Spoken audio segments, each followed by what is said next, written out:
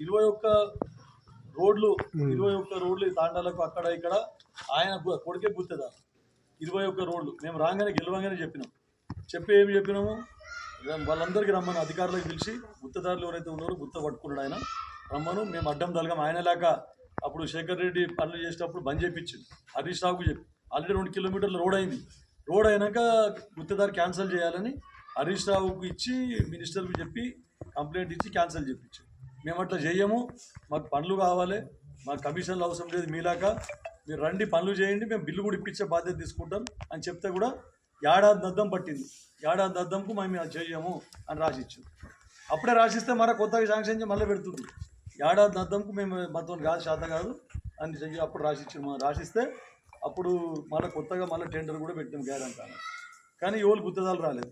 అప్పటి బాధ్యులు ఇంకా తెరుపుతున్నాం ఆ ప్రభుత్వంలో గుత్తదారులు పనిచేసిపోయిన వాళ్ళకు ఇంకా బిల్లులు రాలేదు ఆ బిల్లులు ఇంకా మేము ఇస్తున్నాం అవి ఇచ్చుకుంటాం మళ్ళీ మీ రైతు బంధు 200 యూనిట్లు కరెంట్ ఫ్రీ మహిళలకు ఉచిత బస్సు ఇవన్నీ ఇస్తున్నాం మళ్ళీ కాబట్టి 500 గ్యాస్ సిలిండరు మళ్ళీ రుణమాఫీ చేస్తే మళ్ళీ రైతు భరోసా ఇస్తే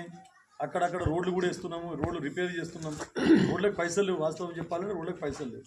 7.5 లక్షల కోట్ల బాకీ పెట్టుకుని సర్పంచ్ పైసలు అక్కడనే ఉపాధి హామీ పథకంలో పైసలు అక్కడనే కాళేశ్వరంకు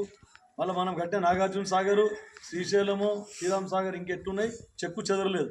కానీ కేసీఆర్ అన్నీ తీసుకుపోయాడు లేచాడు కాళేశ్వరంలో మొత్తం కూలిపోయింది మొత్తం అంతా నీళ్ళు నిలబడకొచ్చినాయి మొత్తం రిపేర్ ఉన్నది ఇప్పుడు దాన్ని అసలు ఏం లాభం లేకుండా అయిపోయింది 1.5 కోట్లు ఆ 1.5 కోట్లకి ఎంతో బాకీ చేసాడు ఆ బాకీకి మనం మిత్తి కట్టవలసిన అవసరం లేదు అందుకే కొన్ని ఆలస్యం అవుతుంది కరెంట్ 24 గంటలు కరెంట్ ఇచ్చినాం మనం 80,000 కోట్లు పొగ్గ పెట్టిపోయింది 80,000 కోట్లు బాకీ కరెంటులో బాకే అన్నిట్లో రోడ్లు చేసిన పనులలో బాకే అన్నిట్లో బాకీ తెచ్చారు కాళేశ్వరంకు బాకీ తెచ్చారు మనం సోనియా గాంధీ తెలంగాణ వేసినప్పుడు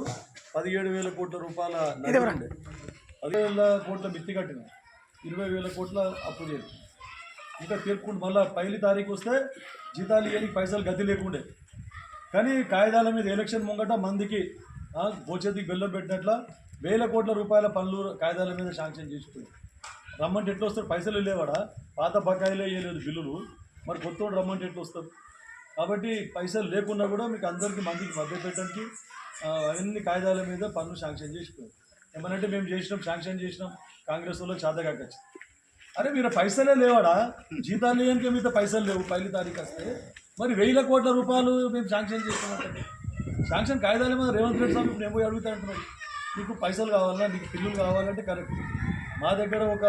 10 రూపాయలు ఉంటే 100 రూపాయలు ఉంటే 120